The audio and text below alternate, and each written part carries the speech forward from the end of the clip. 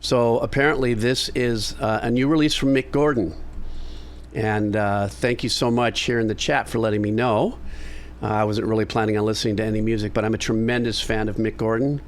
I'm a tremendous fan of him also as a human being, with how he handled what he went through with, I think, was it Bethesda?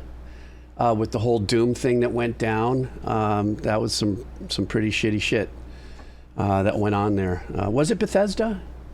And if it wasn't, and I mentioned your name, please don't sue me. I'm just making a mistake if it's the wrong devs. But who was it that did Doom? Anybody? Bueller.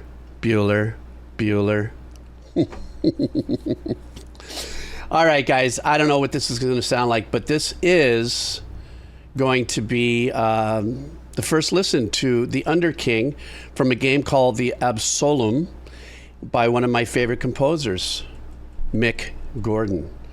Let's see what we hear here. Here we go. All right.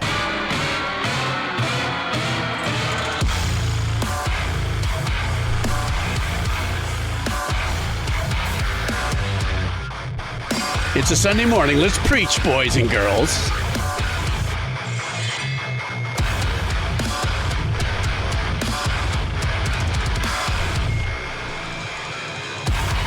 Jesus.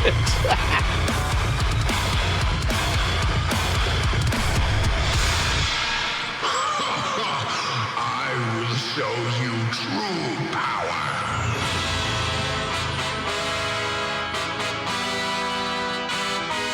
Oh, this has got to be badass in the games, as far as what might be going on here.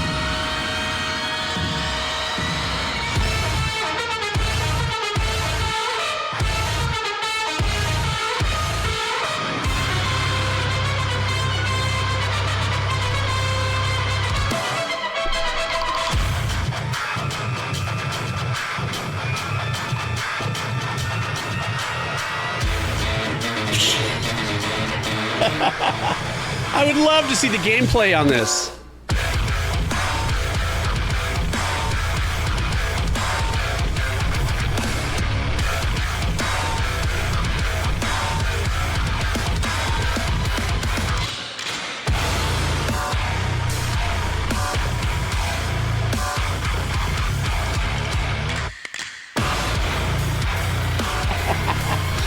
Super glitchy.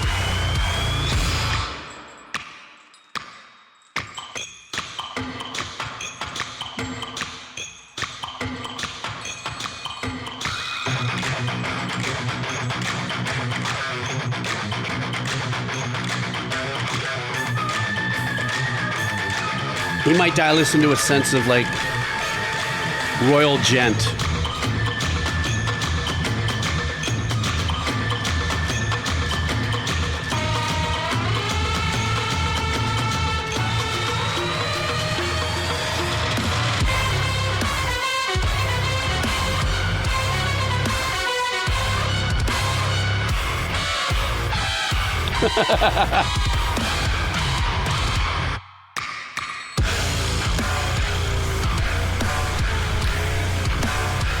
Love that beer keg snare.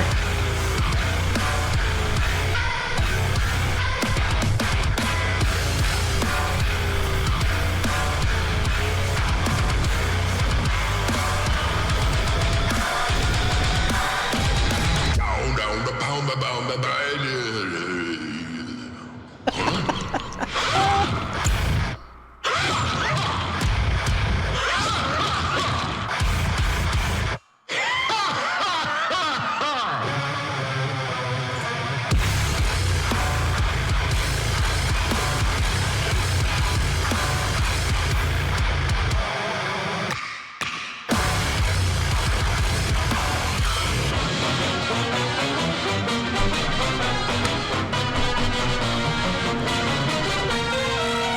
He's being so abstract.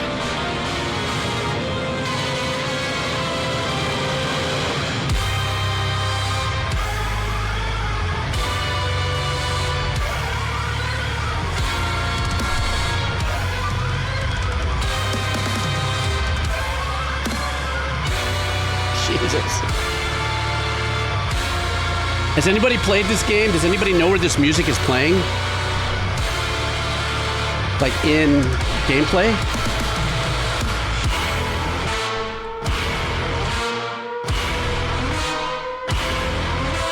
It hasn't been released yet? Jeez.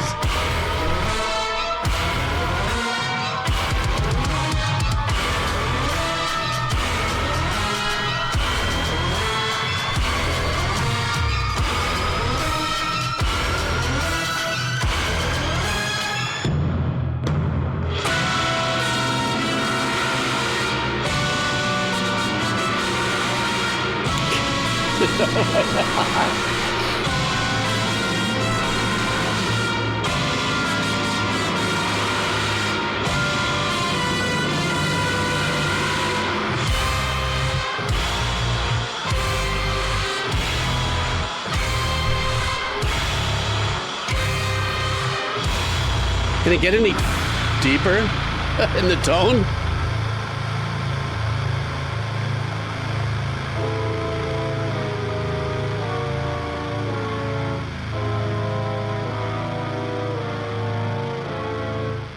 Totally Amon. Flesher cartoon summoning demons. All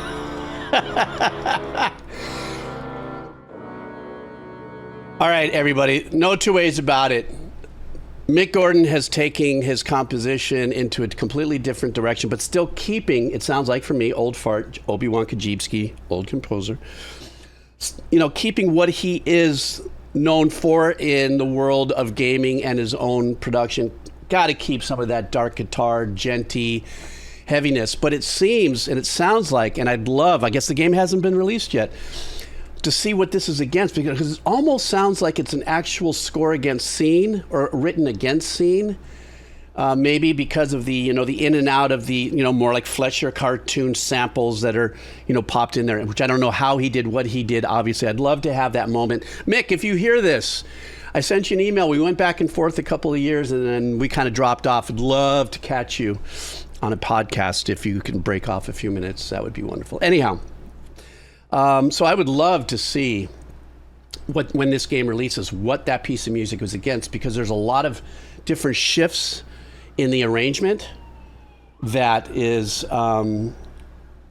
like indicative of scene change, you know? Now, we all don't know. We can all take a guess. If you were to take a guess, Mikado's here, if you were to take a guess on what kind of a scene that music would have been behind, what would it be?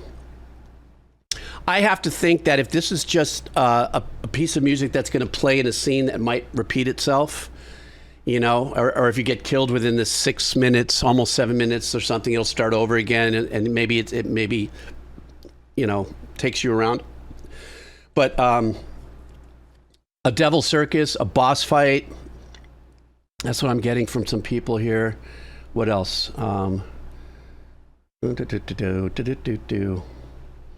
Yeah, that's boss fights. A lot of people are saying multi-phase boss fight. Sadistic said that. Cutscene into a battle, could be. But what I love about this is that we're hearing, you know, the evolution of Mick, what he's giving us, the public. Because that's always the other thing, too. We don't know the composers that we love, the artists that we love, the bands that we love.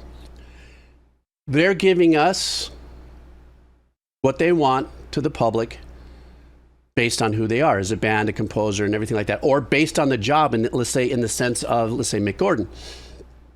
Based on what he's getting hired for and what he's getting hired to do, he's giving us a piece of music that matches that. You know, that's his profession as a composer. Somebody hires you, can you make this scene bolder, badass more with your music, or whatever it is that, you know, the spotting session is. But there's always another side to all of these composers, musicians, and stuff like that that we never get a chance to hear. And then every now and then it sneaks in. We'll listen to some sick, you know, mellow death tracks, and all of a sudden they wisp in for 8 bars with very glassy, flamenco, fusion-y chord changes that were just like, wait, what? Moments. And then they get back into, you know, what we're used to hearing them in and stuff. So I really like to dig deeper, I think, a little more in Mick Gordon's catalog, maybe on the Spotify channel, and just go through and see what other sneaky parts of his, you know, salad bar of influences yields,